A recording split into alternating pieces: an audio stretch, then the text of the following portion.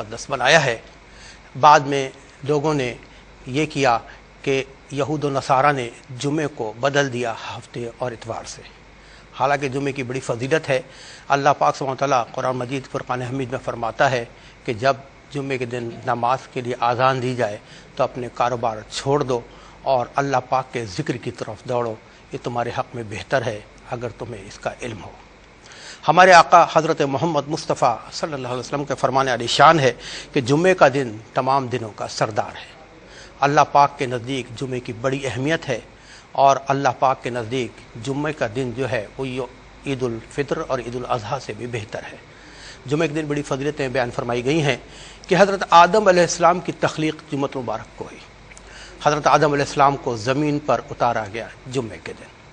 حضرت آدم علیہ السلام کی توبہ قبول ہوئی جمعے کے دن۔ قیامت بپا ہوگی جمعے کے دن۔ اور آقا صلی اللہ علیہ وسلم کا فرمان علی شان یہ بھی ہے کہ جمعے کے دن ایک ساعت ایسی ہوتی ہے کہ جس میں رب العالمین اپنے بندوں کی جانب سے مانگی گئی دعاؤں کو قبول فرماتا ہے۔ جی ہاں ناظرین، اس کائنات ارض و سماوات پہ کوئی آسمان، کوئی زمین، کوئی مقرب فرشتہ، کوئی آسمان، کوئی دریا، کوئی درخت، کوئی شجر، کوئی حجر ایسا نہیں ہے تو جمعے کے دن کا خوف نہ رکھتا ہو۔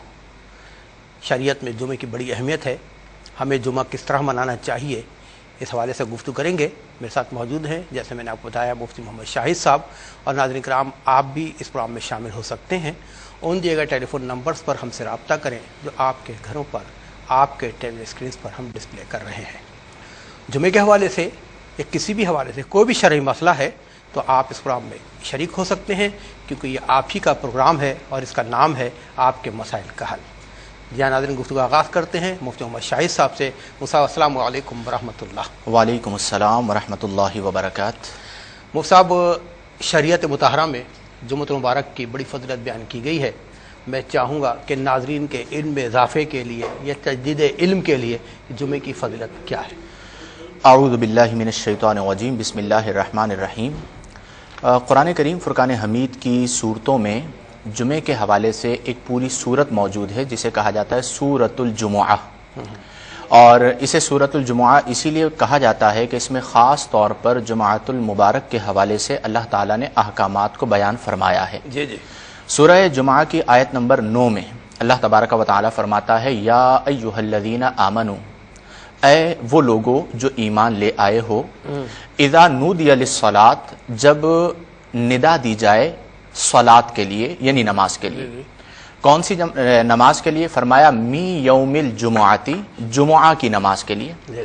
فاسعوا الی ذکر اللہ، تو تم دوڑے چلے آؤ اللہ کے ذکر کی طرف۔ صحیح۔ اس کا مطلب یہ ہے کہ اللہ تعالیٰ نے واضح طور پر یہ حکم عبارت النص میں بیان کیا، نص قرآنی میں بیان کیا کہ جب جمعہ کے لیے تمہیں بلایا جائے، ویسے تو ہر نماز کے لیے بلایا جاتا ہے، خاص طور پر جمعہ کا تذکرہ آیا تو تم اللہ کے ذکر کی طرف، نماز بھی چونکہ عملی طور پر اللہ کا ذکر ہے تو تم نماز کی طرف، اللہ کے ذکر کی طرف دوڑے چلے آؤ۔ آپ دیکھیے، مختلف جو مذاہب ہیں، مختلف ادیان ہیں، ان میں لوگوں کو جمع کرنے کے مختلف طریقے ہوتے ہیں، لیکن دین اسلام وہ واحد اور کامل و اکمل و ممتاز دین ہے کہ جس میں ایسے احکامات ذکر کیے گئے ہیں کہ گویا ہم ہر نماز میں اور ہفتے میں ایک دن یعنی جمعۃ المبارک کے دن شرعی طور پر انوائٹڈ ہوتے ہیں آپس کی ملاقات کے لیے اللہ کے ذکر کے توسل سے۔ سبحان اللہ۔ اسی لیے آپ دیکھیے، نبی کریم صلی اللہ علیہ وآلہ وسلم نے ایک اور مقام پر اس دن کو عید کا دن قرار دیا۔ فرمایا الجمعۃ عید المؤمنین، کہ جمعہ کا دن اہل ایمان کے لیے، مومنین کے لیے، ایمان والوں کے لیے عید کا دن ہے۔ عید کے دن سب لوگ جمع ہوتے ہیں، آپس میں ملاقات کرتے ہیں، اس اعتبار سے خوشی کا دن، بڑا دن اور عید کا دن قرار دیا گیا۔ پھر ہر دن اللہ نے بنایا ہے، لیکن بعض دنوں پر اللہ نے فضیلت عطا فرمائی ہے۔ جمعہ کا دن اللہ تبارک و تعالیٰ کے نزدیک بہت ہی معظم دن ہے، اور اس کی تعظیم کی بہت ساری وجوہات ہیں کہ اللہ نے اس دن کا انتخاب فرمایا تخلیق آدم کے لیے، جیسا کہ آپ نے ذکر کیا کہ آدم علیہ السلام کو تخلیق فرمایا اس دن۔ اللہ تعالیٰ نے اس دن کا انتخاب فرمایا اس لیے کہ حضرت آدم علیہ السلام کو جنت میں داخلہ عطا فرمائے۔ یہی وہ دن ہے کہ جس دن حضرت آدم علیہ السلام کو زمین پر اتارا گیا اور اللہ نے انسانوں کو اپنا خلیفہ مقرر فرمایا. یہی وہ دن ہے کہ جس دن قیامت قائم ہوگی. اور اس کے علاوہ بھی بہت ساری وجوہات اور بہت سارے اسباب بیان کیے گئے ہیں اس دن کی عظمت کے حوالے سے. پھر کسی چیز کی عظمت بعض اوقات ایام کے اعتبار سے ہوتی ہے، وہ تو ہے، یعنی بہت سارے واقعات موجود ہیں کہ جن میں بہت معظم واقعات ہوئے، لیکن اس کے ساتھ ساتھ بعض ایام وہ ہوتے ہیں کہ جن کو خود بیان کر دیا جاتا ہے. میں یہ سمجھتا ہوں کہ اللہ کا یوم الجمعہ کو بیان کرنا یہ اس کی عظمت کی دلیل ہے، اور پھر نبی کریم صلی اللہ علیہ وسلم کا اس دن کی عظمت کو بیان کرنا، اسے عید کا دن قرار دینا، اس دن خاص طور پر اہتمام فرمانا غسل کے اعتبار سے، اس دن کو بخشش کا دن قرار دینا، اس دن کو قبولیت دعا کا دن قرار دینا، اور اس دن کی عظمت کو مختلف انداز میں بیان کرنا، یہ اس دن کی عظمت پر دلالت کرتا ہے. اور ہر دور میں اس کی عظمت قائم رہی ہے، دور خلفائے راشدین میں بھی، دور تابعین میں بھی، اتباع تابعین میں بھی، اور پھر اس کے بعد اسلاف رحمہم اللہ کے دور میں بھی، اور آج بھی الحمدللہ پوری دنیا میں جہاں جہاں مسلمان موجود ہوتے ہیں بقیہ دنوں کے مقابلے میں اس دن ان کا اہتمام بالکل مختلف ہوتا ہے. تو یہ گویا کہ ایک اللہ کا بہت بڑا ہم پر فضل ہے. ٹھیک. اچھا، اب کتابوں میں پڑھ رہا تھا کہ جمعے میں ایک ساعت ایسی آتی ہے جو قبولیت دعا کے حوالے سے ہے. اب یہ ساعت ایک روایت میں یہ ہے کہ امام کے خطبے پہ بیٹھنے سے لے کے نماز کے اختتام تک ہے. ایک جگہ کہیں ملا کہ پچھلے اوقات میں ہے، ایک جگہ کہیں ملا کہ عصر و مغرب کے درمیان ہے. کچھ علماء کہتے ہیں کہ خطبے کے 2 خطبوں کے درمیانی جو وقفہ ہے وہ قبولیت ساعت ہے. اس حوالے سے مستند حدیث کیا ہے؟ دیکھیں جی، اللہ تعالیٰ دعا کے حوالے سے خود قرآن میں فرماتا ہے کہ اجیب دعوت الداعی اذا دعان. جب دعا کرنے والا مجھ سے دعا کرتا ہے تو میں اس کی دعا کو قبول فرماتا ہوں. اب ہر وہ لحظہ یا ہر وہ گھڑی کہ جس گھڑی میں بندہ دل سے اللہ کو پکارتا ہے تو وہی گھڑی قبولیت کی گھڑی بن جاتی ہے. صحیح. لیکن بعض ایسے اوقات ہیں کہ جن کی عظمت کی بنا پر نبی کریم صلی اللہ علیہ وسلم کی فرامین کی روشنی میں ان کے ساتھ قبولیت دعا کو خاص کیا گیا ہے، جیسا کہ نماز جمعۃ المبارک، اور اسی طرح یوم جمعۃ المبارک کے حوالے سے اس طرح کی روایات موجود ہیں کہ یہ قبولیت کی گھڑی ان میں کسی نہ کسی وقت میں آتی ہے. اس کی مختلف تعینات ہیں جس پہ ہم گفتگو کر لیتے ہیں. چلیں انشاءاللہ گفتگو آگے بڑھائیں گے. فی الوقت شامل کرتے ہیں، ہمارے ساتھ کالرز موجود ہیں. جی السلام علیکم. وعلیکم السلام. جی بہن کالر کہاں سے بات کر رہی ہیں؟ ہلو، میں کینیڈا سے بات کر رہی ہوں. کینیڈا سے ہماری بہن بات کر رہی ہیں. جی بہن. یا مجھے ایک مسئلہ پوچھنا تھا. جی. میری اور میرے ہسبینڈ کی لڑائی ہو گئی اور میرا ہسبینڈ گھر چھوڑ کر چلے گئے. تو میں نے میرے ہسبینڈ سے کہا کہ مجھے آزاد کر دو. تو انہوں نے مجھے میسج میں جواب دیا کہ میں نے تو تمہیں کب سے آزاد کر دیا تھا، تم تمہارا کچھ بھی کر سکتی ہو. میری پہلے سے ایک ایک کر کے 2 طلاق ہو چکی ہے. تو یہ آزاد کرنا، یہ طلاق کے اس میں آیا یا پھر طلاق کے لیے بولنا ضروری ہے کہ تم نے طلاق کی ہے؟ اور ان کی نیت طلاق کی نہیں تھی، بس انہوں نے ایسے ہی کہا تھا کہ جی. تو اس کا کیا مسئلہ ہوگا، پلیز آپ مجھے بتائیں. اچھا ٹھیک ہے. مفتی صاحب کچھ پوچھنا چاہیں گے بہن سے؟ ٹھیک ہے بہن، کینیڈا سے آپ نے ہمارے پروگرام میں شرکت کی اور آپ کے پوچھے گئے مسئلے کا شرعی حل کیا ہے انشاءاللہ مفتی محمد شاہد صاحب کو بتائیں گے. آپ کا بہت بہت شکریہ. ایک اور کالر کو مفتی صاحب شامل کر لیتے ہیں. جی السلام علیکم. جی السلام علیکم. السلام جی. بھائی کالر کہاں سے بات کر رہے ہیں؟ جی آواز نہیں آ رہی، ذرا سا پلیز دوبارہ بولیے گا. میں حاجی محمد ایوب بول رہا ہوں آزاد کشمیر سے. میں نے پوچھنا تھا کہ یہ جو واش بیسن میں ہم وضو کرتے ہیں کیا وہ جائز ہے یا نہیں ہے؟ کیا چیز؟ یہ دوبارہ سوال ریپیٹ کیجیے گا محمد علی صاحب. یہ جو ہم وضو کرتے ہیں واش بیسن میں، واش بیسن میں وضو. اچھا ٹھیک ہے حاجی صاحب، آپ کا بہت بہت شکریہ. آزاد کشمیر سے آپ نے ہمارے پروگرام میں شرکت کی. آپ اپنا بہت خیال رکھیے گا. تھینک یو فار دس کال. ایک اور کالر کو شامل کرتے ہیں. جی السلام علیکم. کال ڈراپ ہو گئی ہے تو انشاءاللہ ناظرین آپ کو شامل بھی کرتے رہیں گے، موضوع پہ بھی گفتگو کریں گے اور آپ کے پوچھے گئے سوالوں کے حساب سے جواب بھی لیں گے. اچھا صاحب، یہ تو آپ نے بتایا قبولیت دعا کے ساتھ کوئی بھی ہو سکتی ہے کہ انسان خلوص سے دل سے دعا مانگے، اور آقا صلی اللہ علیہ وسلم نے اس حوالے سے روایت بھی احادیث بھی فرمائی ہیں. اچھا ایک بڑا اہم ایک حدیث شریف میرے ذہن میں آئی ہے کہ جمعۃ المبارک کے دن جو انتقال کر جائے تو وہ جنتی ہوتا ہے اور شہید کی مہر اس کے سر پہ ہوتی ہے.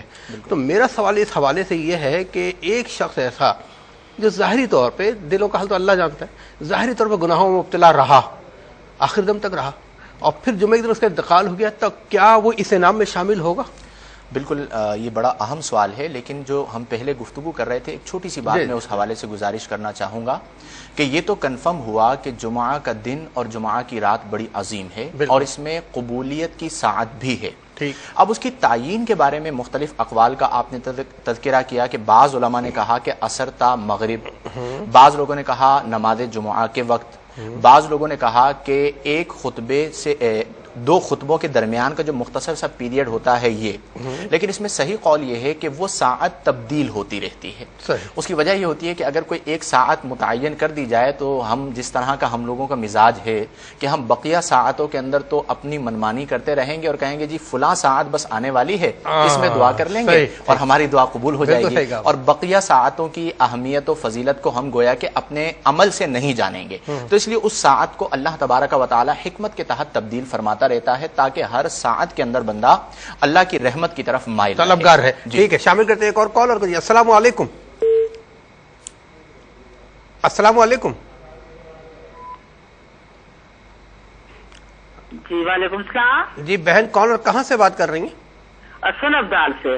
حسن ابدال سے ہماری بہن بات کر رہی ہیں. جی بہن فرمائیے. ہاں جی، میں گھر نوکرانی رکھی ہے تے کام واسطے مائی نا تے 45 سال کی عمر ہے اس کی. وہ میرے میاں کے ساتھ لگ گئی ہے. میرے 3 بیٹے تے مجھے بیٹے سمیت گھر سے نکال دیے میاں نے. وہ اس کو نکاح کرنا چاہتا ہے. شادی شدہ ہے، بچے بھی اس کے جوان ہے. اس کے بارے میں کچھ بتا دیں کہ ایسا اس نے عمل کوئی کیا. اچھا بہن، اللہ تعالیٰ آپ کی حفاظت فرمائے، اور آپ کے بھائی ہم جیسے بھی موجود ہیں بالکل فکر نہ کریں. کسی بھی فکر کے موقع پر آپ ہم سے رابطہ کر سکتی ہیں. اپنا بہت خیال رکھیے گا، انشاءاللہ اللہ تعالیٰ آپ کا حامی ناصر ہوگا. آپ کے پوچھے کے سوال کا جواب مفتی صاحب ضرور دیں گے. بہت شکریہ بہن. جی مفتی صاحب، وہ جو آپ نے ایک روایت کا تذکرہ کیا کہ جس کا انتقال روز جمعہ اور شب جمعہ ہو، تو اس کی فضیلت یہ ہے کہ اللہ تبارک و تعالی اسے فتنہ قبر سے یعنی قبر کی آزمائش سے محفوظ فرماتا ہے. اور جب وہ قیامت کے دن آئے گا تو اس کے سر پر شہیدوں کی مہر ہوگی. بالکل صحیح. گویا کہ اسے جو ہے وہ شہیدوں کے زمرے میں اٹھایا جائے گا. اس کی تشریح یہ ہے. تو یہ بالکل فضیلت موجود ہے اور اس پہ واضح نصوص موجود ہیں کہ نبی کریم صلی اللہ علیہ وسلم نے خود ارشاد فرمایا کہ جو شب جمعہ اور روز جمعہ وصال کر جائے گا تو اللہ تعالیٰ اسے فتنہ قبر سے محفوظ فرمائے گا اور اس کی بخشش فرمائے گا. لیکن یہ یاد رکھیے کہ بخشش کی امید پر گناہ کرنا کہ جی میں جمعے کے دن انتقال کر جاؤں گا اور اس بنا پر گناہ کرنا، یہ کوئی اچھا عمل نہیں ہے. ایک بات. دوسری بات یہ ہے کہ اللہ بخشش فرمائے گا، یہ اللہ کی رحمت ہے. مثال کے طور پر ایک شخص نے اپنی 40 سالہ زندگی گناہوں میں گزاری ہے، جمعہ کے دن اس کا انتقال ہو گیا، تو ہمیں تو یہی حسن ظن قائم کرنا ہوگا کہ اللہ نے اپنے بندے کی بخشش و مغفرت فرمائی ہے. کیونکہ پتہ نہیں اس کا کون سا ایسا پوشیدہ عمل ہو. یہ یاد رکھیے کہ اللہ کی بارگاہ میں کسی کے بہت چاہنے والے ہیں وہی مقبول ہو، یہ ضروری نہیں ہے. کوئی بہت زیادہ مشہور ہو، اللہ کی بارگاہ میں وہی مقبول ہو، یہ بھی ضروری نہیں ہے. ہو سکتا ہے اس کا کوئی ایسا عمل ہو، اگر وہ حالت ایمان میں مرا ہے تو اللہ تعالیٰ اس کی بخشش فرمائے گا. سبحان اللہ. اللہ پاک کی شان ہے. جی اللہ پاک کی شان ہے. شامل کرتے ہیں اگلے کالر کو. جی السلام علیکم. ہیلو. جی السلام علیکم. وعلیکم السلام. جی مفتی صاحب کو میرا سلام. وعلیکم السلام. اور میں سید خدیہ بشیر بات کر رہا ہوں ضلع مظفر گڑھ سے. اچھا اچھا. جی میرا سوال یہ ہے کہ مفتی صاحب نے بہت پیارا ڈریس پہنا ہوا ہے، بہت پیارا امامت شریف باندھا ہوا ہے ماشاءاللہ. تو میرا سوال یہ ہے کہ کیا اس طرح کیا ڈریس پہننا بہت خوبصورت نہیں؟ اچھا بہرحال ناظرین، اب مفتی صاحب کے لباس کے حوالے سے سوال آیا تھا، شریعت میں اس حوالے سے کیا ہے وہ سب بتائیں گے انشاءاللہ. ناظرین آپ کہیں نہیں جائیے گا، ہم ایک مختصر سے وقفے کے بعد آتے ہیں، ہمارے ساتھ رہیے. مسائل کا حل. جی ناظرین، یہ پروگرام کی خدمت میں پیش کیا جا رہا ہے اور آپ بھی اس پروگرام میں بھرپور شمولیت اختیار کر رہے ہیں اور آپ کے پوچھے گئے سوالوں سے شریعت کیا کہتی ہے. چلتے ہیں مفتی محمد شاہی صاحب کی طرف. وہ صاحب ہماری بہن نے کینیڈا سے پہلا سوال کیا تھا جی طلاق کے حوالے سے. طلاق کے حوالے سے کالر میں شامل کر لیں، پھر انشاءاللہ ایک ساتھ آئیں گے. جی السلام علیکم. السلام علیکم. جی آپ سن رہے ہیں؟ السلام علیکم. میرا خیال رابطہ ممکن نہیں ہو پا رہا. جی مفتی صاحب. السلام علیکم. جی اچھا رابطہ ہو گیا. جی وعلیکم السلام. بھائی کون اور کہاں سے بات کر رہے ہیں؟ میں تانے والا سے بات کر رہا ہوں بھجن. جی جی بھائی فرمائیے. بھائی میں کام نیا کرنا شروع کرنا چاہتا ہوں. اچھا وہ میرا خیال ہے کوئی پرابلم ہو گئی, کال ڈراپ ہو گئی. بہرحال آپ دوبارہ رابطہ کریں, انشاءاللہ ہم آپ کو پروگرام میں ضرور شامل کریں گے. جی موسیٰ, وہ کینیڈا سے بہن کا سوال تھا. بالکل, ایک بہن نے کال کی تھی, کینیڈا سے پہلی سائلہ تھیں آج ہمارے پروگرام کی. ان کا کہنا یہ تھا کہ شوہر پہلے 2 مرتبہ طلاق دے چکے ہیں, اب پھر ان کے درمیان لڑائی ہوئی اور شوہر گھر چھوڑ کر چلے گئے, اور میں نے انہیں فون پر یہ کہا کہ تم مجھے آزاد کر دو, تو انہوں نے کہا کہ میں تو تمہیں کب سے آزاد کر چکا ہوں. تو پوچھنا ان کا یہ تھا کہ کیا ان الفاظ سے طلاق ہو گئی یا نہیں. پہلی بات تو یہ یاد رکھیے کہ طلاق کے مسئلوں میں بنیاد صرف سماع کو نہیں بنایا جاتا. یہ یاد رکھ لیجئے کہ میں صرف بیان کر رہا ہوں, آپ مجھی سے سن کے مفتہ بہی قول کے مطابق عمل کر لیں, یہ ضروری نہیں ہے. اس کے لیے لازم ہوتا ہے کہ آپ اپنی پوری صورتحال ان رائٹنگ ہمیں دیں, جیسے D120 سائٹ کراچی جو ہمارا QTV کا ایڈریس ہے, یہاں پہ اپنا پورا مسئلہ لکھ کر بھیجیں, تو پھر اس پر فتویٰ دیا جائے گا. یہ جو الفاظ ہیں کہ میں نے تمہیں آزاد کیا, اس کے بارے میں 2 قول ہیں کہ کیا یہ الفاظ صریح ہیں یا یہ کنایا ہیں. صریح الفاظ وہ ہوتے ہیں آشکار بھائی کہ جن میں نیت کی حاجت نہیں ہوتی, بغیر نیت کے بھی طلاق واقع ہو جاتی ہے, اور کنایا وہ الفاظ ہوتے ہیں کہ جن میں نیت کی حاجت ہوتی ہے. تو اسے بعض لوگوں نے صریح میں شمار کیا ہے, اور اکثر لوگوں نے دور حاضر کے اعتبار سے کہ جی تم میری طرف سے آزاد ہو, مینز جو تمہارا جی چاہے کرو, مجھ سے آئندہ مت پوچھنا. تو یہاں پر نیت کی حاجت ہوگی, تو اس لیے ان رائٹنگ فتویٰ لے لیا جائے تو بہت بہتر ہے کہ نیت طلاق کے ساتھ کہا یا نہیں کہا. اور چونکہ پہلے 2 طلاقیں ہو چکی ہیں اور اس میں انہوں نے رجوع کیا ہوگا یا دوبارہ نکاح ہوا ہوگا کوئی بھی صورت, تو تیسری طلاق کی صورت میں یہ حرام ہو جائیں گی حرمت مغلظہ کے ساتھ. تو اس لیے تمام صورتحال کو دیکھ کر جو ہے وہ معاملات کو بیان کیا جائے گا. احتیاط اسی میں ہے کہ جب تک ان رائٹنگ چیز آپ کے ہاتھ میں نہ آ جائے, آپ آپس میں ملنے سے اجتناب ہی کریں گے. ایک بھائی نے کال کی, بہن کو ایڈریس ریپیٹ کر دیتے ہیں اگر ان کو چاہیے فتویٰ. بہن ایڈریس ہمارا نوٹ کر لیجئے گا, پروگرام آپ کے مسائل کا حل, اور اس میں ایڈریس آپ لکھیے گا D120 site area Karachi, SITE site area Karachi, اور ARYQTV لکھیے گا. انشاءاللہ یہ خط آپ کا ہم تک پہنچ جائے گا, تو مفتی محمد شاہد صاحب انشاءاللہ آپ کے پوچھے گئے سوال کا جواب دیں گے. کیونکہ طلاق کے معاملات بڑے بہت نازک ہوتے ہیں, کیونکہ صرف وہ مفتی نے صحیح کہا کہ ذرا سی بات سن کے اگر وہ فتویٰ دے دیں, تو ہمارا مقصد خدا نخواستہ کسی کا گھر کو جدا کرنا نہیں ہے, لیکن عین شرعی حوالے سے جواب دینا چاہتے ہیں, اس کے لیے پورے کا پورے مسائل کا سننا ضروری ہے. بہت شکریہ بہن آپ کا. تو اگلے کالر نے کشمیر سے حاجی ایوب صاحب نے کال کی تھی. ان کا پوچھنا یہ تھا کہ کیا واش بیسن میں وضو ہو جاتا ہے یا نہیں. دیکھیں جی, وضو نام ہے 4 فرائض کی ادائیگی کا. ٹھیک, چہرہ دھونا, دونوں ہاتھ کوہنیوں سمیت دھونا, چوتھائی سر کا مسح کرنا, اور دونوں پاؤں ٹخنوں سمیت دھونا. یہ 4 فرض جس بھی صورت میں ادا ہوں گے آپ کا وضو ہو جائے گا. اس میں شریعت نے اس بات کو بطور قید بیان نہیں کیا ہے کہ آپ اگر اسے نیچے زمین پر بیٹھ کے کریں گے یا کسی مخصوص جو وضو خانہ بنا ہوا ہوتا ہے وہاں پہ بیٹھ کے کریں گے تو وضو ہوگا, ادروائز نہیں ہوگا. ایسا کچھ بھی نہیں ہے, واش بیسن پہ وضو ہو جاتا ہے. اور ہمارے ہاں جو بالخصوص آفیسز ہوتے ہیں, فیکٹریاں ہوتی ہیں, کمپنیز ہوتی ہیں, تو وہاں پر بعض اوقات اس طرح کی سہولت میسر نہیں ہوتی. واش بیسن ہوتے ہیں, وہیں پہ وضو کر لیا جاتا ہے. بعض اوقات آپ ایئرپورٹ پہ ہوتے ہیں, اور بعض اوقات آپ جو ہے وہ ریلوے اسٹیشن پہ ہوتے ہیں, وہاں پر بھی اس طرح کی بعض اوقات فیسلٹیز نہیں ہوتی. تو اگر واش بیسن پہ کسی نے وضو کیا تو وضو ہو جائے گا. ہاں, اس کی یہ احتیاطیں ضروری ہیں کہ چہرے کی جو حد ہے, عادتاً جہاں سے بال اگتے ہیں یہاں سے لے کر تھوڑی کے نیچے تک, اور ایک کان کی لو سے لے کر دوسرے کان کی لو تک, یہ جو ہمارا سامنے حصہ آ رہا ہوتا ہے اسے کہا جاتا ہے وجہن. اس میں بال برابر بھی جگہ سوکھی نہیں رہنی چاہیے. تو جب آپ واش بیسن پہ وضو کر رہے ہوں تو اس چیز کا خاص خیال رکھیں کہ ہر حصے تک پانی جو ہے وہ پہنچ جائے. اور اسی طرح کوہنیوں سمیت ہاتھ دھونا ہے تو کوہنیوں کے کونے جو ہیں وہ سوکھے نہ رہیں. چوتھائی سر کا مسح کر لیں, اور پھر اسی طرح ٹخنے جب ٹخنوں سمیت پاؤں دھونے ہیں تو اس میں احتیاط کی جائے کہ کوئی حصہ سوکھا نہ رہے. اگر یہ 4 فرائض آپ نے ادا کر لیے ہیں تو بالکل وضو ہو جائے گا, شرعی طور پر کوئی مذائقہ نہیں ہے. ٹھیک ہے. ایک بہن نے کال کی تھی حسن ابدال سے. انہوں نے اپنے گھر کا ایک مسئلہ ذکر کیا کہ کوئی انہوں نے ملازمہ رکھی اور پھر ان کے شوہر جو ہیں وہ اسی ملازمہ کے ساتھ نکاح کے خواہاں ہو گئے اور ان کو اور ان کے بچوں کو گھر سے نکال دیا. اب یہ یاد رکھیے کہ شریعت مطہرہ کی روشنی میں ہر شخص اپنے عمل کا ذمہ دار ہے. وہ شخص اپنے عمل کا ذمہ دار ہے, ملازمہ اپنے عمل کی ذمہ دار ہیں, اور یہ اپنے عمل کی ذمہ دار ہیں. اب ان میں سے جو جس کے ساتھ زیادتی کرے گا اللہ کی بارگاہ میں وہ جواب دہ ہوگا. مثال کے طور پر یہ محترمہ جنہوں نے کال کی, یہ ان کی زوجہ ہیں, یہ بات تو بالکل کنفرم ہے. صحیح. ان کے بچے ان کی اولاد ہیں، یہ بات بھی بالکل کنفرم ہے. ان کے حقوق تو ان پر ہیں. اب اگر انہوں نے انہیں گھر سے نکال دیا ہے، نان نفقہ نہیں دے رہے، ظلم کر رہے ہیں، تو یاد رکھ لیجئے کہ وہ اللہ کی بارگاہ میں جواب دہ ہوں گے. اور اسی طرح وہ جو ہماری بہن ہیں ملازمہ ہیں، ان سے بھی یہ گزارش ہے کہ اگر واقعتاً شیطان نے انہیں بہکا دیا ہے یا ان بھائی کو بہکا دیا ہے اور وہ ہماری بات سن رہے ہیں، تو میں یہ کہوں گا کہ ایک بزرگ نے بہت اچھی بات کہی کہ بعض اوقات لمحہ بھر کی شہوت طویل غم کا باعث بنتی ہے. اور انہیں بھی ایسے بہت سارے واقعات پتا ہوں گے، ہمیں بھی پتا ہیں کہ جو اس طرح عارضی کیفیات کے اوپر اپنی زندگی کی بنیاد رکھتے ہیں اور بنے بنائے گھر کو اجاڑ دیتے ہیں، جب وہ انجام تک پہنچتے ہیں تو وہ دوسرے لوگوں کے لیے بھی نشان عبرت بن جاتے ہیں. صحیح. تو اس لیے اس طرح کے معاملات سے وہ کنارہ کشی اختیار کریں اور اپنے آپ کو ان معاملات سے بچائیں، تو یہ ان کے حق میں بہت بہتر ہے. اور انہیں چاہیے کہ اپنے گھر والوں کے جو حقوق واجب ہیں بہرحال وہ تو ادا کریں. نفس کے اور شیطان کے داؤ میں آ کر اپنی عزت کو، اپنے آپ کو داؤ پہ لگانا اور اپنے بچوں کے مستقبل کو تاریک کرنا، یہ کوئی اچھا فیصلہ نہیں ہے. معاشرے میں بھی اچھا نہیں کہا جاتا اور شرعی طور پر بھی درست نہیں ہوتا. چلیے شامل کرتے ہیں کالرز کو. جی السلام علیکم.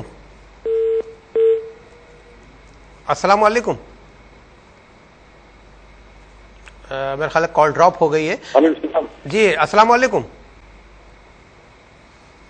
وعلیکم السلام. بھائی کون اور کہاں سے بات کر رہے ہیں؟ وعلیکم السلام. جی میں مظفر نگر سے بات کر رہا ہوں. جی فرمائیے. مظفر نگر سے. بھائی میرا خیال ہے آپ سیل فون پہ بات کر رہے ہو، کسی کورڈ ایریا میں ہیں آپ. اگر اوپن اسپیس میں آ کے ہم سے بات کریں گے تو انشاءاللہ آپ سے رابطہ ممکن ہو جائے گا. ہمارا رابطہ ممکن نہیں ہو پا رہا وہ سب. اچھا ابھی جیسے ایک بہن نے سوال کیا، یقین کریں اندر سے بڑا دکھی ہو گیا کہ کسی خاتون کو گھر سے باہر نکال دینا. مصعب یہ بالکل زمانہ جاہلیت والی بات نہیں ہوگی کہ بیٹیوں کو لے کے قبر میں دفنا دے. اب وہ بیچاری غریب عورت بچوں کو لے کے چار دیواری سے باہر پھینک دیا، اس کو نکال دیا، اور وہ اپنی عزت بچائے، بچوں کو چادر مہیا کرے. اس حوالے سے شریعت کیا کہتی ہے تھوڑا سا، تاکہ شاید ہمارے بھائیوں کو تھوڑی سی عقل آ جائے؟ دیکھیں حدیث کریمہ میں آشکار بھائی اللہ کی کل مخلوق کو اللہ کا کنبہ قرار دیا گیا ہے. اور جو آپ کے گھر کے لوگ ہیں، آپ کی زوجہ ہیں، آپ کے بیٹے ہیں، آپ کی بیٹیاں ہیں، آپ کے والدین ہیں، وہ تو واقعتاً آپ کا بھی کنبہ ہیں. اور ان کا آپ کے ساتھ دو تعلقات ہوتے ہیں، ایک ایمانی تعلق. آپ کی اجازت کال شامل کر لیں، کال ڈراپ ہو جاتی ہے. جی السلام علیکم. السلام علیکم. جی وعلیکم السلام. بھائی کون اور کہاں سے بات کر رہے ہیں؟ میں سکلین عرض کر رہا ہوں جی، سعودیہ سے. جی سکلین بھائی. ایک تو آپ کا شکریہ ادا کرنا ہے، آپ نے بہت اچھا پروگرام چلا رہے ہیں. بہت شکریہ.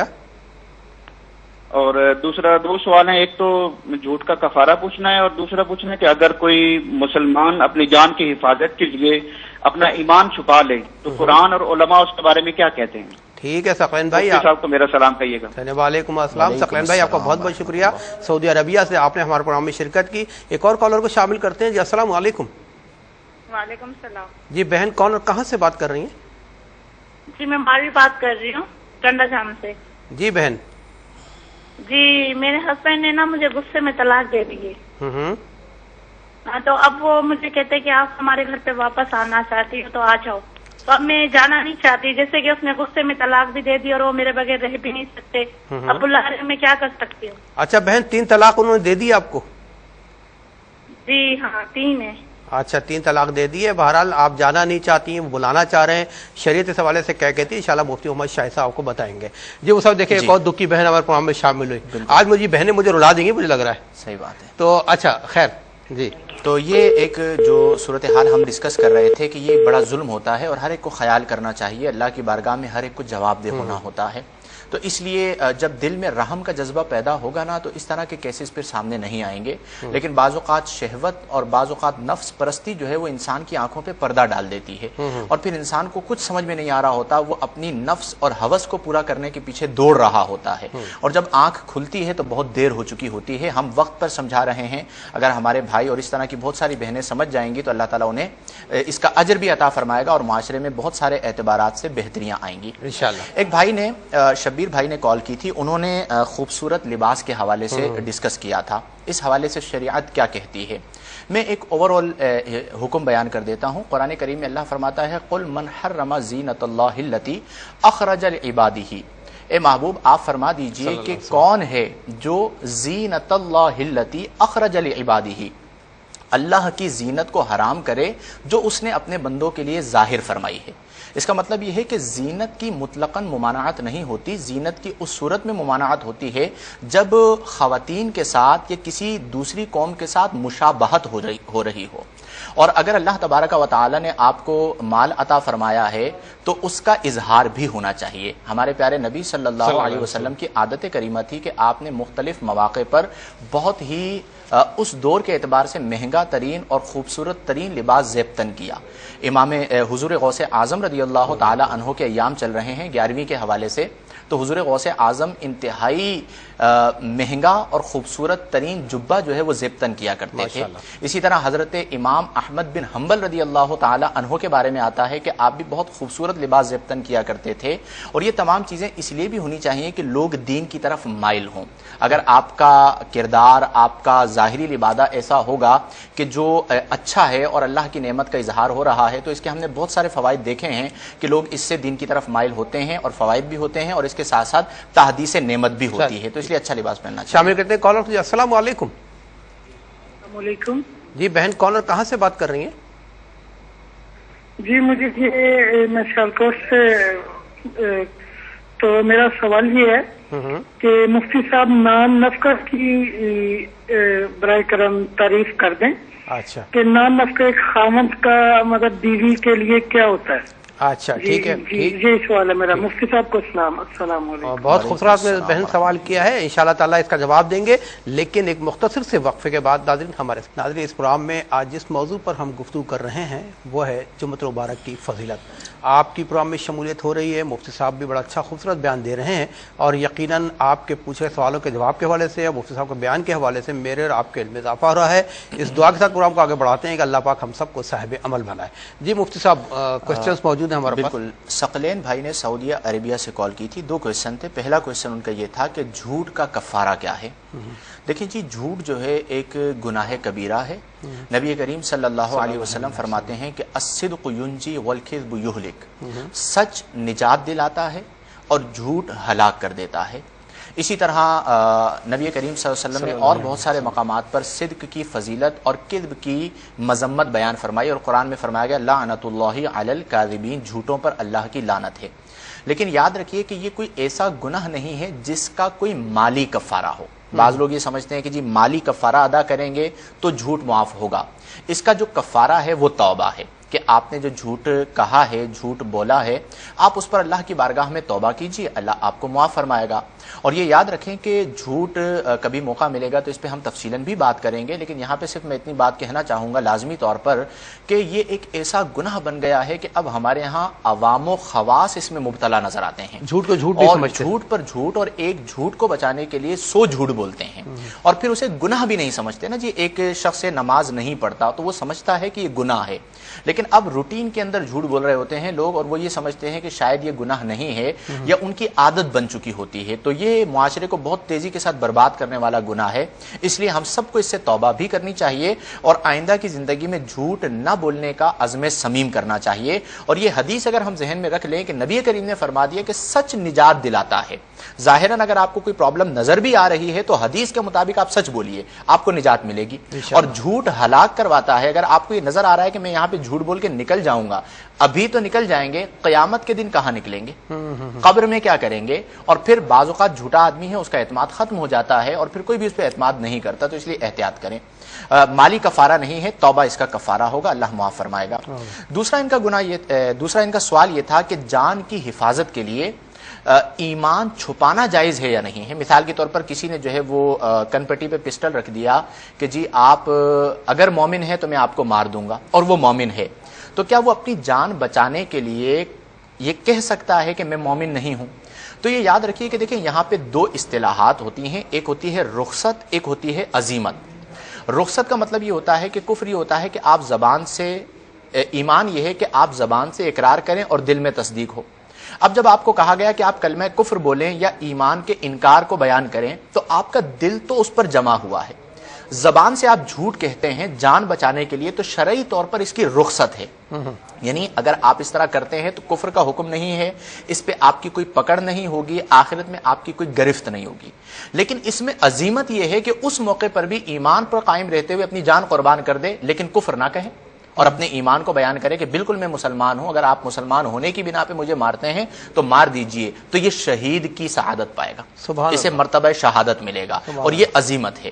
تو اب جس کا جیسا ایمان ہے وہ دیکھ لیجئے، اگر رخصت پر عمل کرنا چاہیں تو کوئی اعتراض نہیں کر سکتا، اور عظیمت پر عمل کر کے شہادت کی سعادت پانا چاہیں تو آپ کو بہت مبارک ہو. دونوں صورتیں موجود ہیں.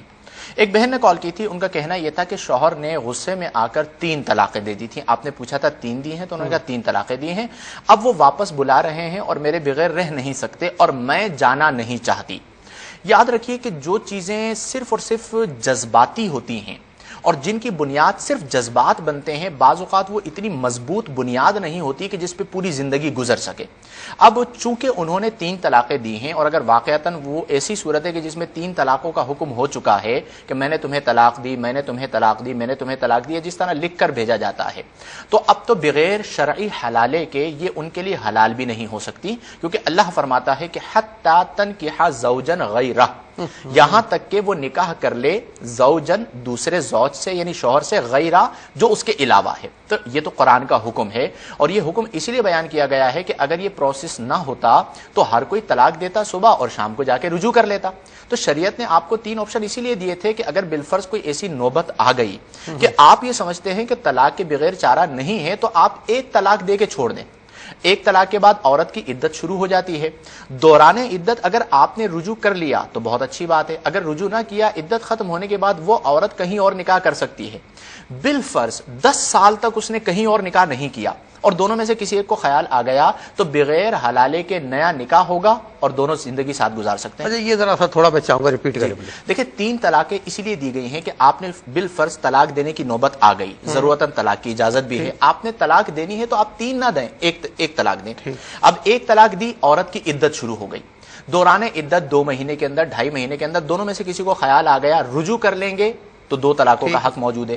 بالفرض عدت ختم ہو گئی تو 1 طلاق کی عدت ختم ہونے کے بعد وہ عورت نکاح سے نکل گئی. اب اگر وہ کہیں اور نکاح کرنا چاہتی ہے تو کر سکتی ہے. سپوز اس نے نہیں کیا، 10 سال گزر گئے، وہ بیچاری پریشان ہو گئی یا آپ پریشان ہو گئے اور آپ دوبارہ ملنا چاہتے ہیں تو صرف نیا نکاح کر کے آپ آپس میں مل سکتے ہیں. 1 طلاق کی صورت میں. 2 طلاقوں کی صورت میں جو حلالہ ہوتا ہے وہ حرمت مغلظہ کی صورت میں ہوتا ہے جب 3 طلاقیں ہو چکے. تو اب ہمارے ہاں چونکہ لوگ یہ سمجھتے ہیں کہ طلاق ہوگی تب جب ہم 3 دیں گے، تو ایسا نہیں ہے. 1 طلاق بھی تو ہو جاتی ہے نا. آپ 1 طلاق دے دیجئے اور اس کے بعد چھوڑ دیجئے، اس کے بعد اس کی عدت گزر جائے، وہ جہاں چاہے نکاح کر لے. لیکن اس صورت کے اندر چونکہ 3 طلاقیں ہو چکی ہیں تو صرف ان کی خواہش پر واپسی نہیں ہو سکتی. ہاں اگر جو شرعی حدود ہیں، شرعی جو ایک پورا پروسیس بیان کیا گیا ہے کہ کسی اور مرد کے ساتھ نکاح ہوگا، نکاح شرعی ہوگا، وہ حق زوجیت ادا کریں گے، وہ طلاق دیں گے، پھر ان کی عدت ختم ہوگی تو یہ شوہر اول کے لیے حلال ہوں گی. اس کے علاوہ کوئی اور شرعی صورت نہیں ہے. اور یہ یاد رکھیے کہ متعدد بار ہم یہ بیان کر چکے ہیں کہ امام اعظم، امام شافعی، امام احمد بن حنبل اور امام مالک، یعنی فقہ حنفی، فقہ شافعی، فقہ مالکی اور فقہ حنبلی، تمام کا اتفاق ہے کہ ایک وقت میں دی گئی 3 طلاقیں 3 ہوتی ہیں، 1 نہیں ہوتی. تو اس لیے اس پروسیس سے تو بہرحال گزرنا ہوگا. ایک بہن نے کال کی تھی، ان کا سوال یہ تھا کہ نان نفقے کی شرعی تعریف کیا ہے. دیکھیں جب نکاح ہوتا ہے تو نکاح کی وجہ سے شوہر کے بہت سارے حقوق عورت پر یعنی زوجہ پر لازم ہو جاتے ہیں اور زوجہ کے بہت سارے حقوق شوہر پر لازم ہو جاتے ہیں. شوہر پر جو حقوق لازم ہوتے ہیں وہ ہوتے ہیں نان نفقہ سکنا. جیسے عام الفاظ میں ہم کہتے ہیں روٹی، یعنی نان نفقے کے اندر کھانا آ گیا، کپڑا آ گیا، اور سکنا مینز رہائش، مکان. روٹی، کپڑا اور مکان، یہ 3 چیزیں شوہر پر لازم ہوتی ہیں. روٹی سے مراد یہ ہے کہ 2 ٹائم کا کھانا جو متوسط، اگر اس کا تعلق متوسط گھرانے سے ہے تو اس کے مطابق اسے 2 ٹائم کا کھانا دیا جائے تو یہ نان نفقہ ادا ہو گیا. اگر 2 ٹائم کا روزانہ کھانا نہیں دے رہا تو پورے مہینے کا جو خرچہ بنتا ہے، جو 4 افراد بیٹھ کے بتاتے ہیں کہ جی آج کل مہنگائی کے دور میں ایک گھر کے لیے 10,000 روپے، 12,000 روپے، 20,000 روپے، جس لیول کی وہ خاتون ہیں متوسطہ ہیں تو متوسطہ کے مطابق وہ نان نفقہ ادا کرنا ہوگا. اسی طرح لباس بھی نان نفقے کے اندر شامل ہے کہ سردیوں کا لباس، گرمیوں کا لباس، یہ شوہر پر لازم ہوتا ہے. 2 سوٹ سردیوں کے اور 2 سوٹ گرمیوں کے. وہ جو ڈیمانڈ ہوتی ہے کہ ہر مہینے سوٹ بنا کے دیا جائے وہ شرعی طور پر واجب نہیں ہوتا. یہ یاد رکھیں. ہر ہفتے ڈیمانڈ ہوتی ہے, ہر ہفتے بھی ڈیمانڈ ہوتی ہے, تو وہ شرعی طور پر واجب نہیں ہوتا. سکنا سے کیا مراد ہوتی ہے کہ شوہر اپنی زوجہ کو ایک ایسا کمرہ دے دے کہ جس میں وہ اپنی پرائیویسی رکھ سکے, اپنی چیزوں کو رکھ سکے. جیسے بعض اوقات جوائنٹ فیملی ہوتی ہے, اب بعض اوقات زوجہ ڈیمانڈ کرتی ہے نہیں جی مجھے الگ ہی گھر لینا ہے. اب الگ گھر لینے کے لیے جاتے ہیں تو 50 لاکھ روپے کا گھر ہے, یا الگ رینٹ پہ جاتے ہیں تو 20,000 روپے 30,000 روپے رینٹ ہے, تو وہ بیچارہ کہاں سے افورڈ کرے گا؟ نہیں جی مجھے الگ ہی رہنا ہے. تو اگر اس نے ایک گھر کے اندر ایک ایسا کمرہ دیا ہوا ہے کہ جسے آپ لاک کر سکتی ہیں, اپنی پرائیویسی کے معاملات کو آپ کر سکتی ہیں, تو پھر الگ گھر کی ڈیمانڈ یہ شرعی تقاضا نہیں ہے. صحیح. نان نفقہ سکنا وہ جو شرعی ہے, وہ نان نفقہ سکنا نہیں جو ہم خود کروڑوں میں بنا لیتے ہیں کہ گھر کروڑ روپے کا, منتھلی خرچہ 50,000 روپے یا 1,00,000 روپے, اور ہر ہفتے کا لباس. یہ ہمارا معیار ہے, شریعت کا معیار نہیں ہے. تو بعض اوقات بیچارے مردوں پر بھی یہ ظلم ہو رہا ہوتا ہے کہ ایسے تقاضے کیے جاتے ہیں جو کہ شرعی نہیں ہوتے. تو اگر وہ آپ کو 2 وقت کا کھانا دے رہے ہیں یا مہینے کا خرچہ دے رہے ہیں, آپ کو لباس بنا کے دے دیا ہے کہ آپ نارمل زندگی لباسوں کے ساتھ گزار سکتی ہیں, آپ کو کوئی کوف نہیں ہے, پریشانی نہیں ہے, اور آپ کو ایک ایسا کمرہ دے دیا ہے اگرچہ جوائنٹ فیملی کے اندر ہے کہ جہاں پہ آپ اپنی پرائیویسی قائم رکھ سکتی ہیں, تو یہ آپ کا شرعی تقاضا پورا ہو گیا. ہاں اتنی بات میں ضرور کہوں گا کہ بعض اوقات ایسا ہوتا ہے کہ کچھ عورتوں کی ایسی ڈیمانڈ بڑھ جاتی ہے کہ بجز گھر بچانے کے کوئی اور چارہ نہیں ہوتا, یعنی نوبت طلاق تک آ گئی کہ یا تو آپ الگ گھر لے کے دیجئے یا پھر آپ طلاق دے دیجئے. تو وہاں پر پھر میں اپنے بھائیوں سے یہی گزارش کروں گا کہ اپنے بچوں کی خاطر اپنے گھر کو بچا لیں, کیونکہ طلاق کے بعد پھر زندگی کی جو صورت بنتی ہے اور ایک عورت کے ساتھ لفظ طلاق جڑ جاتا ہے تو یہ بڑا ایک مضموم سی صورتحال بن جاتی ہے. تو وہاں پر پھر گھر بچانے کو فوقیت دی جائے گی. بہرحال نان نفقہ سکنا کی شرعی تعریف ہوئے جو ہم نے بیان کی. اسی حوالے سے تھوڑا سا اضافہ کرنا چاہوں گا کہ ہماری بہت سی بہنیں ورکنگ لیڈیز بھی ہوتی ہیں, وہ بھی ارن کرتی ہیں, وہ بھی گھر میں خرچ کرتی ہیں, ٹھیک ہے نا, تو مکس ہو گئی کمائی شوہر کی اور زوجہ کی. تو اس حوالے سے شریعت کیا کہے گی, وہ بندہ کہاں کھڑا ہے کہ وہ تو تنخواہ لا کے گھر میں دے رہا ہے, بالکل بیگم کہتی ہے جی میں خود کر رہی ہوں, آپ نان نفقہ ادا ہی نہیں کر رہے میرا. دیکھیں اس میں اگر کوئی بہن کام کرتی ہیں اور وہ کچھ کما کے لاتی ہیں شوہر کی اجازت کے ساتھ, تو وہ تو تطوع ہے, یعنی نفل ہے. اگر وہ نہ دینا چاہیں تو اپنی رقم کو الگ کر دیجئے, لیکن جب آپ نے خرچ کر دیا, یعنی ہبہ کر دیا, تحفہ دے دیا, آپ نے ان کی مدد کر دی اور آپ نے گھر کے معاملات میں اس رقم کو خرچ کر دیا, تو اب آپ تقاضا نہیں کر سکتی. ٹھیک ہے, اور یہ ایسا ہوتا ہے بعض اوقات کہ وہ خرچ کر دیتی ہیں, پھر یاد کرتی ہیں کہ فلاں ٹائم میں نے یہ کیا تھا, فلاں ٹائم میں نے یہ کیا تھا. تو اگر آپ ایک ساتھ زندگی گزار رہے ہیں تو آپ گاڑی کے 2 پہیے ہیں, مل جل کے زندگی گزاریے اور ایک دوسرے کا ساتھ دیجیے. اور آج کل تو بڑی مہنگائی کا دور ہے اور دن بدن مسائل بڑھتے چلے جا رہے ہیں, تو اگر آپ بچائیں گی نہیں اور ساتھ نہیں دیں گی تو گھر کس طرح چلے گا. تو بچوں کی خاطر زوج اور زوجہ کو, شوہر اور بیوی کو چاہیے کہ وہ مل جل کر چلیں اور ایک دوسرے کو تانے نہ دیں, اور اس طرح جو ہے وہ ڈیمانڈ کرنا یہ مناسب نہیں. چلیں ٹھیک. اچھا یہ تو ہمارے ناظرین کے سوالات تھے. اب ایک روایت مصعب موضوع کے حوالے سے میرے ذہن میں آئی کہ اللہ پاک سبحانہ و تعالیٰ ہر گھنٹے میں اپنے 6 لاکھ بندوں کی مغفرت فرماتا ہے جن پہ جہنم واجب ہو چکی تھی جمعے کے روز, کہ جمعے میں 24 گھنٹے ہوتے ہیں, تو ہر گھنٹے میں 6 لاکھ افراد کی مغفرت فرماتا ہے اللہ پاک سبحانہ و تعالیٰ جن پہ جہنم واجب ہو چکی ہوتی ہے. اس حوالے سے چاہوں گا تھوڑا سا. دیکھیں ہمارا رب بہت کریم ہے, غفار ہے, بخشش فرمانے والا ہے, اور وہ فارسی شاعر نے بہت خوب کہا کہ رحمت حق بہا نامی جویت. رحمت حق جو ہے وہ بہا قیمت نامی جویت نہیں طلب کرتی. رحمت حق اللہ کی رحمت بہانہ می جویت, وہ بہانہ تلاش کرتی ہے. تو اللہ تبارک و تعالی کی تو رحمت یہی ہے کہ اپنے بندوں کی بخشش فرماتا ہے, جس کے لیے شب برات میں قبیلہ بنی کلب کی بکریوں کے بالوں سے زیادہ جہنم میں آزاد کیا جاتا ہے. اور اسی طرح یہ جمعے کے حوالے سے اللہ پاک کی رحمت کے حوالے سے بڑا اچھا بات کی, اور صاحب بس وہی بات کہ ہم اللہ پاک کے رحم و کرم کے محتاج ہیں. اللہ پاک ہم سب پر رحم فرمائے. ناظرین کرام کے انسان کو اللہ پاک نے دنیا میں بھیجا ظاہری آنکھ دے کر جس کو بصارت کہتے ہیں, اور ایک قلبی یا باطنی آنکھ دے کر جس کو بصیرت کہتے ہیں. اگر انسان کی بصیرت ختم ہو جائے تو اس کا دل اندھا ہو جاتا ہے, اور اس کی بصارت تو باقی رہتی ہے, اور اس بصارت سے پھر وہ دنیا کی رنگینیوں میں اس قدر کھو جاتا ہے کہ حق کو بھلا بیٹھتا ہے اور جہنم کو اپنے اوپر واجب کر لیتا ہے. کوشش کریں کہ ہماری بصیرت بھی زندہ رہے اور بصارت بھی اللہ پاک زندہ رکھے, تاکہ اس دنیا میں بھی ہم احکامات الہی کی تعمیل کرتے رہیں اور آقا صلی اللہ علیہ وسلم کی سنت کی اتباع اور پیروی کرتے رہیں. انشاءاللہ تعالیٰ اس دنیا میں بھی اللہ پاک ہمیں سرخرو فرمائے گا, اور قبر میں بھی اور قیامت کے دن بھی اللہ پاک ہمارے ساتھ رحم و کرم کا معاملہ فرمائے گا. اپنا بے حد خیال رکھیے گا. زندگی بخیر. تو انشاءاللہ تعالی اگلے ہفتے میزبان آشکار داور پروگرام آپ کے مسائل کا حل اس کو سجا کر سنوار کر آپ کی خدمت میں پھر حاضر ہوگا انشاءاللہ تعالی. اللہ حافظ والسلام علیکم ورحمۃ اللہ.